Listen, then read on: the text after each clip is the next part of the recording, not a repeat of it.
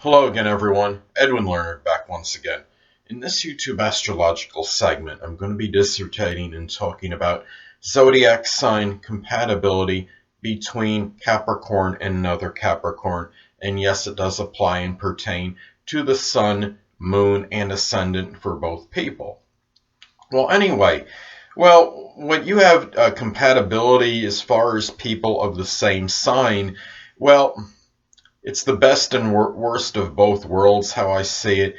You can have the Mutual Admiration Society for having attributes that are the same, but you also can have the familiarity breeds contempt rule fall into play as well. You could have a lot of friction because the similarities in each other can sometimes work against them. And you have the, like for Capricorn, for example, okay, on the positive end, you could have that mutual admiration society as far as both these signs being very strong in their purpose.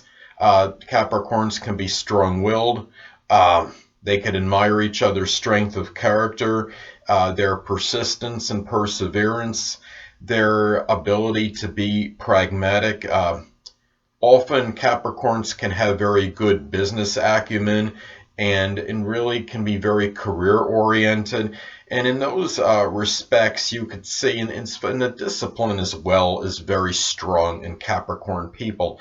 And these people can really respect each other for this, regardless of whether this is a platonic or romantic, sexual, significant other relationship. And however, the thing is, when you have both signs can be very business oriented or very dominated by their career, well, you might have them respecting each other for being loyal to this. But the thing about it is, if you have two people that are dominated by their career and their work, well, then what could happen is you might not have that time where those people can actually have as much time for enjoyment as the average couple would have, or whether it's friends or whether it's something stronger, such as a significant other situation. So, and also both Capricorns can be authoritative as well, being ruled by Saturn. And the thing about it is, you might have one person trying to dictate to the other a lot what needs to be done. And Capricorns generally don't like to be have someone dictating the course of action to him or her. And in some cases, it could come across, these people can be somewhat domineering and maybe and might be seen as dictatorial by some others. So, and there's also a thing where, okay, Capricorns could be very conventional, conservative, and they kind of often have the philosophy, well, if it ain't broke, don't fix it, so to speak. Well, that could be advantageous in certain situations. If there's things that Capricorns are doing together and it's been effective, then it's obviously could be beneficial. But the thing about it is, sometimes you gotta go outside the box in certain instances, and Capricorns can sometimes be reluctant to do this and to try different things, and it could even apply to the relationship. And sometimes when you're not willing to go out of the box, it could be to one's detriment at times. And whether it could be something that might make the relationship where it's stronger, or whether it might add more enjoyment to the times these people have, and increase the chances of it being more sustained relationships. So those are some things to look at. Capricorns generally, unlike Sagittarius, are really not very travel-minded on average.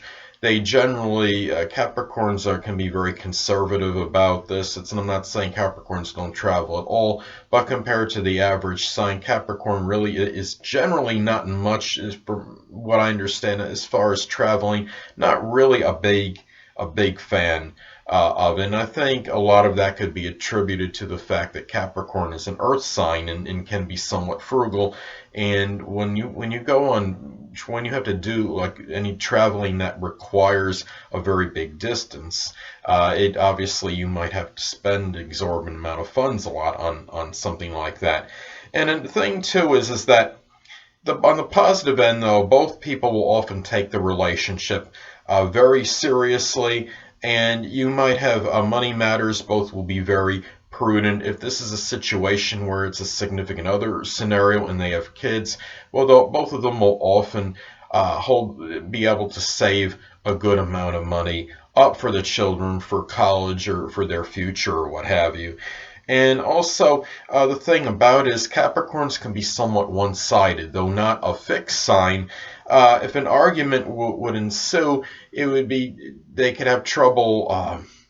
Either one could have trouble giving in, and that could lead to a standstill. Neither one of these signs are really, as far as the emotional element. So generally, an argument ensues. You're generally not going to have a real emotional one, but you still could have some disagreements here and there. And if you have them, you still have the Capricorn will hold its ground very strongly, and it could be very difficult for either one to give in. Now, this could be positive as far as collaborating on business ventures because, as I stated before, Capricorns can have a very good, strong business acumen and have really good and be very shrewd as far as things that are connected with business matters. Another thing, too, is that Capricorns are generally not very whimsical or capricious. The thing about it is that Capricorns may need to let loose a little, and I think when you have two Capricorns together, it's very hard to have that a jocular environment. So it might be a good idea for at least one of these people to joke around once in a little more often than usual. I'm sure they could joke occasionally, but maybe a little more so than on average, and kind of be a little bit. It could lighten up the situation to some degree.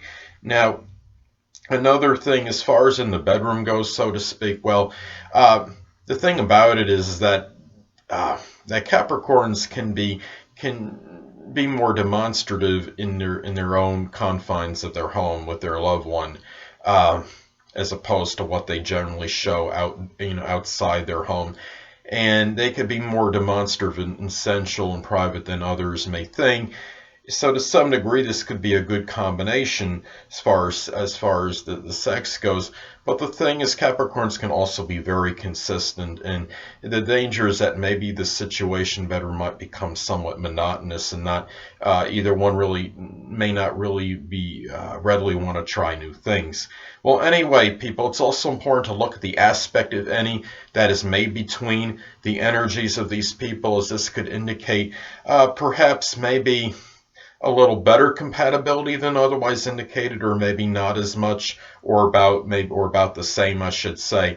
Well, anyway, in many instances, you'll have a conjunction aspect take place between the energies of these people. Let's say, for example, one person has the sun, moon, or ascendant in Capricorn at 17 degrees, and the other person has the sun, moon, or ascendant in Capricorn at 15 degrees.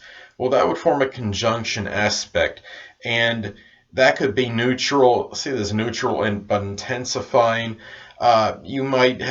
These people might see eye to eye on a number of things, but however, like the basic compatibility reading for these signs, the familiarity can breed contempt. You could have some friction when you have energies that are very close to each other. So that is something to consider. And also keep in mind that they are neutral as far as by sign goes, being of the same zodiac sign. So you've got to factor that into the equation as well. You might have some instantaneous connection when you have the conjunction, but you have to remember too, you have that friction in there as well. Well, anyway, you could also have a semi-sextile aspect take place between the energies of these people. Let's say, for example, one person has the sun, moon, or ascendant in Capricorn at 23 degrees, and the other person has the sun, moon, or ascendant in Capricorn at 23 degrees. Well, that would form a semi-sextile aspect, which is like a sextile, but only it's modified because it is a minor aspect, and you might have a little bit more harmony and more flow in the relationship than otherwise indicated by the general interpretation. I see this as slightly positive or auspicious, or another way of looking at it is good, but but not great, because it is a positive aspect, but not a major one. And keep in mind that they are neutral by sign being of the same sign. Well, anyway, people, that'll conclude this YouTube astrological segment for zodiac sign compatibility between Capricorn and another Capricorn. And stay tuned next time, where I'll be dissertating and talking about zodiac sign compatibility between Capricorn and Aquarius. Two things I want to get with you on before I head out. Firstly, the stars may impel but do not compel. And secondly, never isolate any single astrological element, aspect, planetary placement, position, configuration, influence, or what have you, and make an analysis of a person, astrologically speaking, based on this alone. Because astrologically speaking, the person is the sum of all their components in their natal chart, and not just one. Until next time, people, stay well.